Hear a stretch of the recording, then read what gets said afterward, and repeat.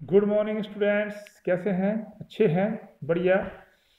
चलिए, हम कर रहे हैं आजकल करंट इलेक्ट्रिसिटी। बहुत सारी चीज़ें, बहुत मेन मेन चीज़ें आप लोगों ने पढ़ ली है। ड्रिफ्ट वेलोसिटी पढ़ लिया आपने, रेजिस्टेंस पढ़ लिया आपने, रेजिस्टिविटी पढ़ लिया आपने। ठीक है। तो देखिए, करंट आप लोगों ने पढ़ा, और करंट, अब करंट की डायरेक्शन नहीं होती। पता ही है आपको करंट क्या है? स्केलर क्वांटिटी है, टेंसर भी उसको बोलते हैं। तो करंट की डेंसिटी को, अब करंट को डायरेक्शन देने के लिए हमारे पास टर्म आ गई है current density. Current density, current density क्या होती है? करंट डेंसिटी वो क्वांटिटी है जो डायरेक्शन बताती है। कब बताएगी डायरेक्शन? कंडीशन क्या है? एक तो करंट फ्लो होना चाहिए, उसी डायरेक्शन में होगी ये। दूसरा, जो एरिया है किसके ऊपर डिपेंड करती है? एरिया के ऊपर। पता है आपको डेंसिटी किसके ऊपर डिपेंड करती है? एरिया के ऊपर। तो एरिया क्या होना चाहिए? जो करंट फ्लो कर रहा है उसके परपेंडिकुलर होना चाहिए। तो एरिया क्या है? परपेंडिकुलर है। एक करंट फ्लो हो रहा है और एरिया क्या है? परपेंडिकुलर। ठीक है। अब सेकंड केस में हम क्या मान लेते हैं कि जो ए परपेंडिकुलर नहीं है, ए इस तरह से है। ठीक है। अब ए इस तरह से है। ठीक है। एरिया तो हमने क्या ले लिया? कंपोनेंट ले लिया इसका। आपको पता ही है हॉरिजॉन्टल कंपोनेंट क्या होता है? ए कॉस थीटा होता है। थीटा हमने एंगल ले लिया यहाँ पे। तो आपके पास जे क्या जाएगा? आई अपॉन ए कॉस थीटा। क्या जाएगा? ए कॉस थीटा। यहाँ से आई कितना आ गया? जे ए कॉस थीटा आ गया। यहाँ से क्या आ गया? I equal to J A cos theta. और कॉस थीटा जहाँ लगा हुआ वो होती है डॉट प्रोडक्ट। स्केलर क्वांटिटी होती है तो उसको हम लिख सकते हैं I is equal to J dot A. एक आपके पास नया टर्म यहाँ से आ गई है, I is equal to J dot A. और करंट डेंसिटी क्या होती है? J is equal to I upon A होती है। तो यहाँ पे आपके पास जे क्या है? Direction same as the of current I. A area of cross section perpendicular होना चाहिए करंट फ्लो का। ठीक है। और A is the area vector parallel to the current flow, अगर हम एरिया वेक्टर लेते हैं तब। ठीक है। तो करंट डेंसिटी, जो डेंसिटी जो है, it is a vector quantity. पता ही है आपको क्या है? वेक्टर क्वांटिटी है। यूनिट निकाल लेते हैं जल्दी जल्दी इसके। J is equal to I upon A. I के यूनिट क्या होते हैं? एम्पेयर। करंट के यूनिट एम्पेयर। एरिया के क्या होते हैं? Metre square. तो क्या आ गया? Ampere per metre square. ठीक है जी। डायमेंशन फार्मूला निकाल लेते हैं। तो डायमेंशन फार्मूला पता ही है आपको, एम जीरो आएगा मीटर स्क्वायर के ऊपर चला गया L minus two T zero A ampere. हो गया जी। तो छोटी सी टर्म आपके पास थी है। और इसका अगर हम रिलेशन निकालना चाहे ड्रिफ्ट वेलोसिटी के साथ, तो आपको पता ही है, आई हम आप लोगों के पास क्या होता है? N E A V D. I की वैल्यू भर देंगे तो आपके पास जे क्या जाएगा? J is equal to N E V D. That is the relation between current density and drift velocity. अब हमारे पास जो टॉपिक आप 10th क्लास से पढ़ते आ रहे हैं, क्या आ गया टॉपिक जी? Ohm's law. ओम्स लॉ आप लोगों ने पहले पढ़ा हुआ है 10th क्लास में। क्या होता है ओम्स लॉ? सिंपल चीज, V equal to I R होता है। लेकिन कैसे होता है? कैसे डिफाइन करते हैं? The potential difference across the end of the conductor. जो भी पोटेंशियल डिफरेंस क्रॉस करेगा एंड ऑफ द कंडक्टर से is directly proportional to the current flowing through the conductor. किससे प्रोपोर्शनल होगा? वो प्रोपोर्शनल होगा करंट के। तो delta V is equal to delta, पता है आपको पोटेंशियल डिफरेंस को डेल्टा वी लिखते हैं। Delta V is directly proportional to I, देख रहे हैं आप। और आई आपके पास आर आ गया प्रोपोर्शनली कांस्टेंट। तो V is equal to I R आ गया यहाँ पे। आर क्या है? Resistance of conductor, constant for ohmic conductor. यहाँ पे दो प्रकार के कंडक्टर आ गए आपके पास अब। ठीक है। एक आ गया ओमिक कंडक्टर, एक आ गया नॉन ओमिक कंडक्टर। ठीक है। तो जो रेजिस्टेंस है आर, वो किसके लिए है? Ohmic conductor. ओमिक कंडक्टर जो है अपने एक रूल रेगुलेशन से रहता है, अपने डिसिप्लिन से रहता है। ठीक है। तो एक कब होगा कांस्टेंट आर? एक कांस्टेंट कब होगा आर? ये सभी जगह कांस्टेंट नहीं होगा। ठीक है। जब आर कांस्टेंट है उसको हम ओमिक कंडक्टर बोलते हैं, ओमिक मटेरियल बोल देते हैं, ओमिक मेटल बोल देते हैं। ठीक है। तो एक कांस्टेंट सब जगह नहीं होता, एक स्पेशल कंडीशन पे कांस्टेंट होता है। कौन सी कंडीशन है? That is all the physical condition remain same. ठीक है। कोई चेंजिंग नहीं हो कंडीशन में, कांस्टेंट रहें। ठीक है।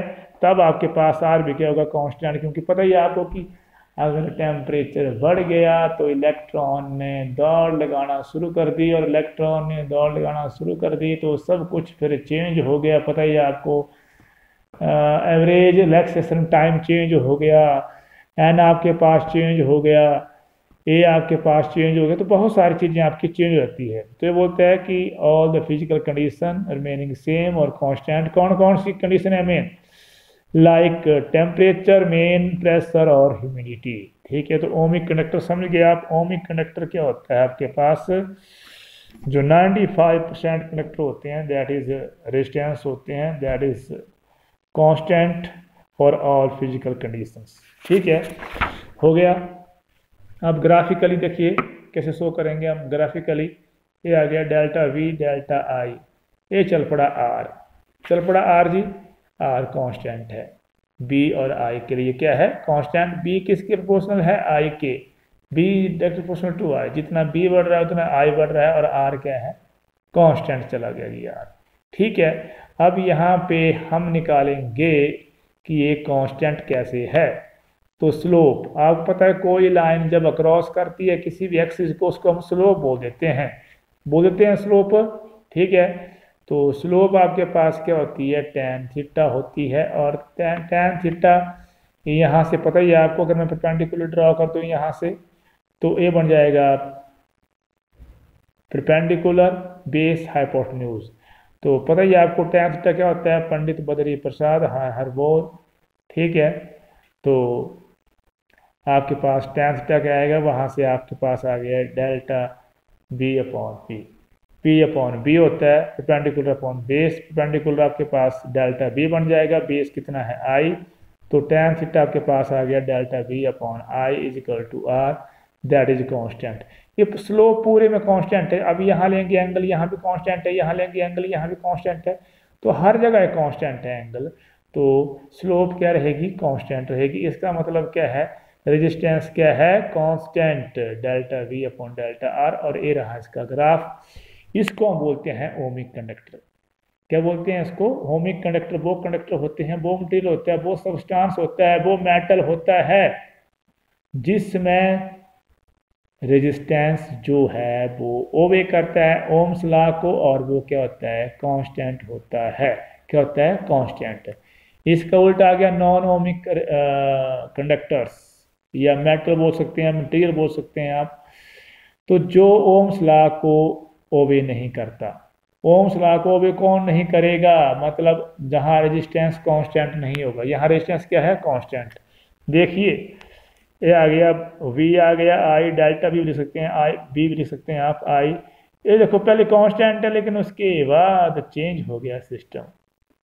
ठीक है, पहले कांस्टेंट है लेकिन फिर क्या हो गया? चेंज। तो कंडक्टर जो हाई करंट फ्लो करते हैं उनके लिए ओम्स लॉ नॉट अलाउड, नहीं अलाउ करता। ठीक है, इसी चीज़ का ग्राफ एक आपकी बुक में और दिया होगा एनसीईआरटी में। डायोड के लिए, सेमीकंडक्टर के लिए डायोड पढ़ेंगे हम आगे सेमीकंडक्टर में। तो फॉरवर्ड बायसिंग और रिवर्स बायसिंग का एक कंसेप्ट यहाँ दिया हुआ है। इसको यहाँ देख रहे हैं आप, थोड़ा थोड़ा थोड़ा सा करके कर रहा है, और यहाँ नेगेटिव भी हो जाता है, यहाँ आपके पास नेगेटिव भी हो जाता है रेजिस्टेंस। तो ये पढ़ेंगे हम ज़रा डायोड के बारे में जब हम चैप्टर करेंगे। अब ओम लॉ का प्रूफ करना है हमने। तो ओम लॉ का प्रूफ मैंने कहा है कि हमने पहले भी थोड़ा इसको किया था, तो इसका प्रूफ भी कहाँ से करेंगे हम? जो हमने करंट निकाला हुआ है ड्रिफ्ट वेलोसिटी से। क्या निकाला हुआ है? करंट निकाला हुआ है ड्रिफ्ट वेलोसिटी से, क्योंकि ओम्स लॉ क्या होता है? That is equal to V is direct proportional to I. तो आई आपका यहाँ आना चाहिए। आई कितना होता है? आई हमने निकाला हुआ है relation, that is drift velocity, और इसमें दैट इज वी ना, मैंने बताया आपको वी ना, वी डी मतलब drift velocity, E N A is the charge of electron, N is the number of electron free path, per unit volume is the area of cross section. और B D की value यहाँ जानते हैं आप, क्या B D की value क्या होती है? That is E V M L tau. तो बी डी की वैल्यू भर दी, that is E V M L tau E N A. E आपके पास मल्टीप्लाई हो गई, N E square V tau A M L. ठीक है, अब हमने थोड़ा इंटरचेंज कर दिया, आई को यहाँ ले गए, इसको यहाँ ले गए, उल्ट पुल्ट हो गया, क्योंकि हमें बी अपॉन आई चाहिए, हमें आर चाहिए, तो आर क्या होता है? बी अपॉन आई।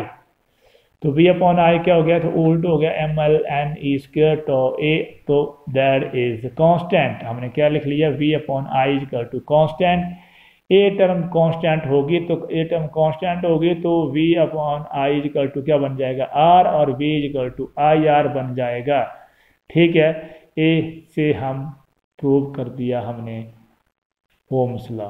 अब ए कब होगा, ए होगा ए सारी टर्म जो है वो कांस्टेंट हो, ए सारी टर्म कांस्टेंट तभी होगा ना। M mass of electron, L length of the conductor, N number of electron free path per unit volume, E² आपके पास आ गया चार्ज ऑन इलेक्ट्रॉन आ गया। ठीक है, ये आपके पास एरिया ऑफ क्रॉस सेक्शन। तो इस चीज़ों में सारी चीज़ जब कांस्टेंट होगी, जब सारी चीज़ें कब कांस्टेंट होगी, जब टेम्परेचर कांस्टेंट होगा। तो टेम्परेचर कांस्टेंट पे हम मान लेते हैं कि ये सारी चीज़ें कांस्टेंट है, तो आपके पास B upon I equal to R बन जाता है, और V equal to I R, और V is equal to I, here R is resistant, that is constant. तो ये था आपके पास रिलेशन, और ओम लॉ को प्रूव किया हमने। ओम लॉ हमने दो पढ़ी, एक कंडक्टर ओमिक कंडक्टर, एक नॉन ओमिक कंडक्टर। जो ओम लॉ को करते हैं वो ओमिक कंडक्टर हो गए, जो नहीं करते हैं वो ओमिक कंडक्टर नहीं होंगे। अब आ गया Ohm law in vector form. इसको हम microscopic form of Ohm law बोलते हैं। इसको हम रिलेशन बिटवीन बोलेंगे जे सिग्मा एंड ई और रो एंड ई में बोलेंगे। तो बहुत सारे टर्म यहाँ पे रिलेशन निकालना है हमने। तो अभी रिलेशन निकालेंगे हम किसका, ओम लॉ इन वेक्टर फॉर्म में। तो ओम लॉ में अभी हमने पढ़ा V अपॉन आई क्या होता है, m ln e² तो a, V ना आपने पढ़ा है। ठीक है, अब हमें चाहिए यहाँ पे करंट डेंसिटी, और करंट डेंसिटी पता ही आपको क्या होती है, that is I upon a। हमने क्या किया, यहाँ से हम यहाँ से L को नीचे ले आए, V अपॉन L। ठीक है, that is equal to m n e into I upon A. ठीक है, अब B अपॉन L हम यहाँ क्यों लगाए, क्योंकि हमें इलेक्ट्रिक फील्ड निकालनी है। क्या निकालनी है, इलेक्ट्रिक फील्ड। और इलेक्ट्रिक फील्ड क्या होती है पता ही है सबको, कि B होता है आपके पास E into D x. D x क्या है, लेंथ है, डिस्टेंस है। यहाँ क्या है, L है, तो V क्या आएगा, EL आएगा। क्या आएगा, V EL आएगा आपके पास। आएगा कि नहीं आएगा, V EL आएगा आपके पास। तो V अपॉन L क्या जाएगा, V अपॉन L क्या जाएगा, E आ जाएगा। तो V अपॉन L क्या आ गया, E। ए बन गया आपके पास रेसिस्टिविटी, और ए आ गया I अपॉन ए क्या आ गया, J। ठीक है, तो आपके पास क्या आ गया, यहाँ से J E into 1 upon rho. ठीक है, ए नीचे चला गया इसके, तो बन गया J A upon 1 upon rho. और 1 अपॉन रो क्या होता है, that is the reciprocal of resistivity. इसको बोलते हैं हम कंडक्टिविटी। छोटी छोटी टर्में हैं, पहले पढ़ी हुई आपने 10th क्लास में। तो जो रेसिप्रोकल होता है किसका, रेसिस्टिविटी का, उसको बोलते हैं हम कंडक्टिविटी।